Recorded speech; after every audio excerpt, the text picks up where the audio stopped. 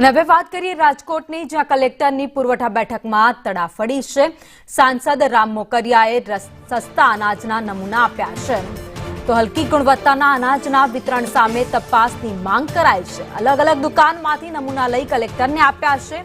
ઘઉં, ચોખા, દાળ, ચણાની હલકી ગુણવત્તાના નમૂના આપવામાં આવ્યા છે, તો અનાજમાં જીવાત હોવાનું પણ સામે આવ્યું। સારી ગુણવત્તાનું અનાજ વિતરણ કરાય તેવી માંગ કરવામાં આવી છે। ક્યાં ભેળસેળ થાય છે તે અંગે પણ તપાસ કરવા માંગ કરાઈ।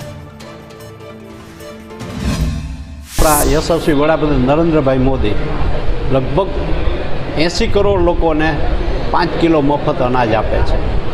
એ કોવિડ વખતથી આપે છે અને હજી 5 વર્ષ સુધી ચાલુ રહે છે। કરોડો અબજો રૂપિયાનો સરકાર ખર્ચ કરે છે। હવે એમાં જે અનાજ આજે મારી પાસે નમૂના આવ્યા એ ભેળસેળવાળું અથવા જીવજંતુવાળું અથવા કચાસવાળું હતું। એ મેં કલેક્ટરશ્રી અને પુરવઠા અધિકારીને બતાવ્યું છે કે આ ભેળસેળ ક્યાંથી થાય છે એને ચેક કરો, અને ગરીબ માણસોને મોદી સાહેબ જે મફત અનાજ આપે છે એ સારું ને ક્વોલિટીવાળું હોવું જોઈએ, નહીં કે એનાથી કોઈ બીમાર પડે।